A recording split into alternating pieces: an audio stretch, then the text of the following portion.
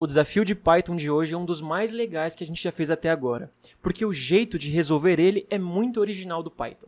A gente tem que criar uma função que recebe uma string, ou seja, um texto como argumento. E aí essa função retorna essa string invertida. Então se a gente passa UniversiPython, que é o nome desse canal aqui, a string que é voltada, que é retornada pela função é essa aqui. Se a gente passar Brasil como argumento, volta Lizard. Se a gente passar reviver, vai voltar reviver também, porque essa palavra é igual de trás para frente. Então o desafio está na tela agora, e agora é o momento de você pausar esse vídeo aqui e tentar resolver ele sozinho. Mas mesmo que você consiga chegar na solução, não deixe de voltar aqui para acompanhar a nossa resolução. Porque esse desafio aqui é sem dúvida um dos que mais aparecem nos testes para vagas de emprego. E embora existam diversas maneiras diferentes de nós resolvermos esse problema, quando um examinador coloca esse exercício em alguma prova, ele já coloca esperando que você vai resolver da forma que eu vou te mostrar aqui, que é a forma mais interessante, mais pythonística possível. Esse desafio envolve manipular um texto, um objeto do tipo string. Então, para a gente conseguir resolver, é necessário que a gente saiba trabalhar com strings. Vamos tentar fazer uma revisão de alguns conceitos básicos. Por exemplo, o que é uma string? Uma string é uma sequência de caracteres entre aspas. Ou seja, para nós criarmos uma string dentro do nosso programa, basta a gente definir uma sequência de caracteres e colocar dentro de aspas, que podem ser tanto aspas simples quanto aspas duplas. Então eu vou criar essa string aqui, ó. Michael Jackson.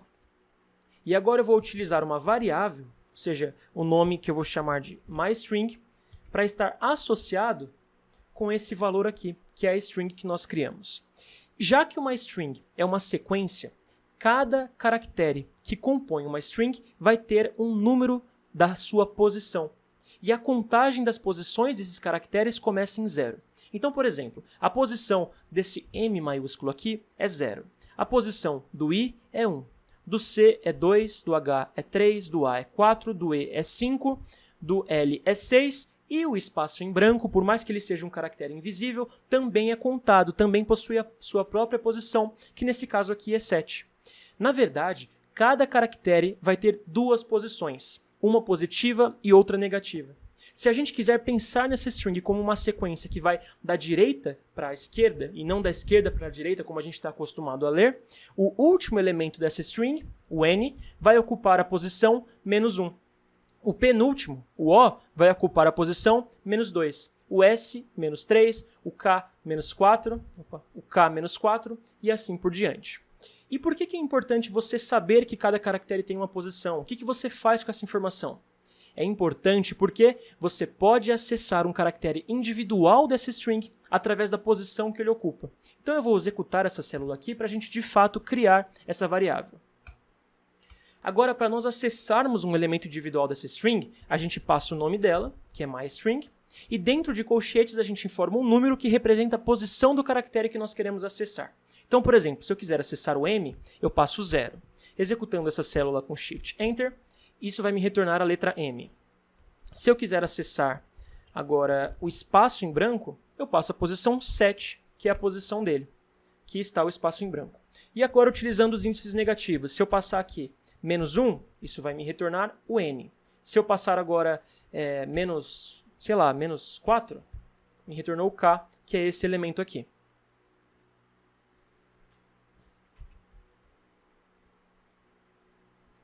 E através de uma sintaxe muito parecida com essa, a gente pode criar novas strings através de strings que já são existentes, que são as chamadas substrings. Elas são formadas por um grupo específico de caracteres que já existe em uma string que já foi definida no nosso programa. Basta a gente informar o nome da string original, nesse caso myString, e dentro de colchetes a gente passa as informações que vão compor o intervalo dessa fatia da string original. Para o Python entender que nós estamos definindo uma substring, a gente usa o símbolo de 2 pontos. Aí do lado esquerdo dos 2 pontos, a gente passa a posição do primeiro caractere que vai formar essa substring. Então se a gente quisesse formar uma substring apenas com os caracteres do M até o L, a gente tem que passar o 0 aqui, porque o 0 é a posição do M, que é o primeiro caractere dessa string aqui. Já para o segundo índice, o índice aqui do lado direito, é um pouquinho diferente. Aqui a gente tem que informar a posição do primeiro elemento que não vai fazer parte dessa substring. Ou seja, já que a gente quer que a substring vá do M até o L, a gente tem que passar a posição do espaço em branco, porque ele não vai ser incluído na string gerada por esse comando aqui. Então eu tenho que colocar 7, que é a posição do espaço em branco, e isso me gerou a string Michael. Se eu colocasse 6 aqui, que é o valor da posição do L, olha só o que isso ia gerar. Gerou essa outra string aqui, não tem o L. Por quê? Porque o caractere que ocupa essa posição que nós informamos no índice do lado direito dos dois pontos não é incluído na substring. Então deixa eu voltar aqui para o 7 para ficar certo. E dentro dos colchetes a gente pode passar também um terceiro valor. E esse terceiro valor vai informar o salto que deve existir entre os caracteres da nova string que nós estamos formando.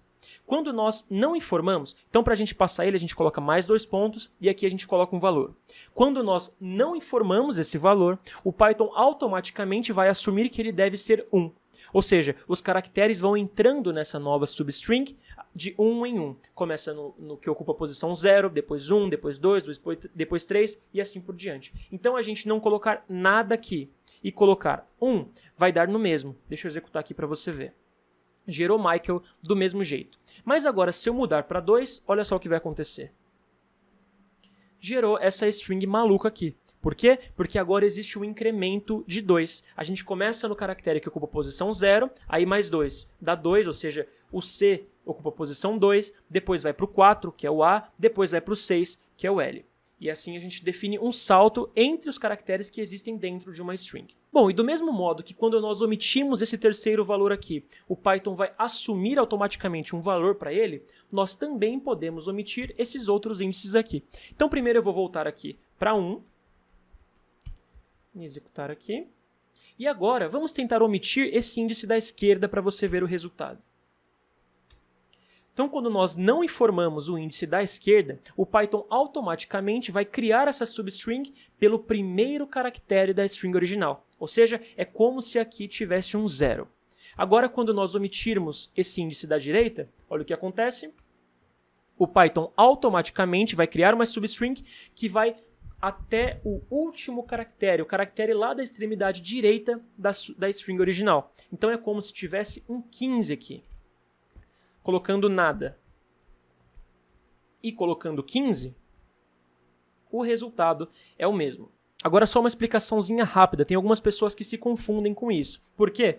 Porque essa posição aqui é a 14, a posição do N é a 14. Mas se a gente passar o 14, olha o que vai gerar, gerou Michael Jackson. Por quê? Porque o caractere que ocupa essa posição aqui não é incluído na string. Então a gente tem que passar 15, ou seja, a gente tem que passar a posição de um caractere imaginário que viria depois do N, que é o 15. Aí sim o N é incluído. Então com isso a gente pode concluir que, se nós omitirmos tanto o índice da esquerda quanto o índice da direita, o Python automaticamente vai gerar uma cópia completa da lista original. Por quê? Porque já que não tem o primeiro índice, o Python começa a substring lá no primeiro elemento. E já que não tem o segundo índice, o Python leva essa substring até o último elemento, lá da extremidade esquerda. Então assim a gente pode simplesmente gerar uma cópia da string original. E agora eu preciso 100% da sua atenção, porque aqui está o pulo do gato para a gente resolver esse desafio de uma forma extremamente sofisticada e extremamente pythonística. Por enquanto, a gente só formou substrings pensando da esquerda para a direita, ou seja, da forma que a gente lê. Mas a gente também pode formar uma substring da direita para a esquerda. Basta a gente fazer com que o valor desse terceiro índice aqui seja negativo.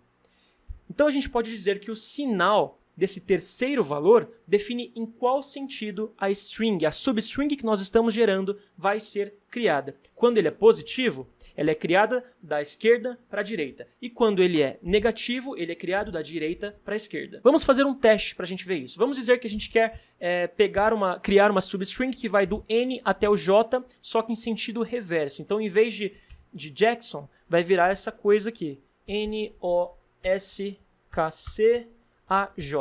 Deixa eu pegar esse comentário e levar lá para baixo. Levar para cá. Eu vou excluir essas outras células aqui, para ficar mais fácil, da gente ver a string original, né, o Michael Jackson. Beleza. Então a gente coloca o nome da string original, abre e fecha colchetes, 2 vezes o sinal de 2 pontos. Bom, então a gente quer que a nossa substring comece no N. Então a gente passa a posição dele, que é 14. Aqui a gente tem que informar o valor, a posição do primeiro caractere que não vai entrar nessa substring. Ou seja, a gente tem que passar a posição do espaço em branco, que é 7. Aqui a gente vai informar o incremento. A gente quer que os elementos vão sendo adicionados de 1 em 1, que comece no N e vá para o O, depois para o S, para o K, para o C e assim por diante. Então aqui a gente coloca 1. E já que nós queremos que essa substring seja gerada da direita para a esquerda, a gente coloca o sinal de menos aqui. E olha só o resultado. Gerou exatamente a string que nós queríamos gerar. E agora a gente já está meio caminho andado para resolver o problema. Só que a gente não quer inverter apenas uma parte da string, a gente quer inverter a string inteira. Então vamos mudar esses índices aqui para fazer isso. Bom, esse primeiro índice permanece o mesmo, porque para nós invertermos a string inteira, ela ainda tem que começar nesse caractere aqui, no N, que equivale à posição 14. O problema está nesse segundo índice aqui. Que número que a gente tem que passar para que a substring gerada venha até esse M maiúsculo aqui do início? Vamos tentar, por exemplo, passar o 0, que é a posição do M. Olha o que acontece. Quase dá certo. Só que o M em si não é incluído. Foi até o I apenas. E isso faz sentido, porque lembram-se que o elemento, o caractere que está nessa posição, não é incluído na string. Na verdade, o último caractere que é incluído é o que vem antes dessa posição que a gente informar aqui. Então, a string vai até o 1. A gente também pode pensar que, já que esse aqui é o 0, o que veria antes dele seria o menos 1. Então, vamos tentar passar aqui. Opa, coloquei menos 2, né? Seria o menos 1. Mas olha só o que aconteceu aqui. Gerou uma string vazia. Por quê? Porque o menos 1, na verdade, é a posição do N também. Então, o que a gente está fazendo? A gente está tentando gerar uma substring que vem desde o 14, que é o N, até o menos 1, que também é um N. Então, é claro que a string gerada a partir disso seria uma string vazia.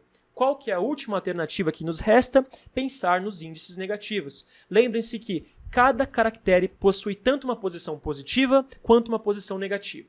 No caso do M, a posição negativa dele seria o menos 15. Então, se eu passar menos 15 aqui, é a mesma coisa que eu colocar 0. Já que a gente quer passar o índice do primeiro elemento que não vai ser incluído nessa substring, esse elemento seria algum imaginário que vem antes do M. Então, aqui a gente tem que passar menos 16. Já que o M é menos 15, a gente passa do menos 16. E agora sim, a gente conseguiu resolver o nosso problema.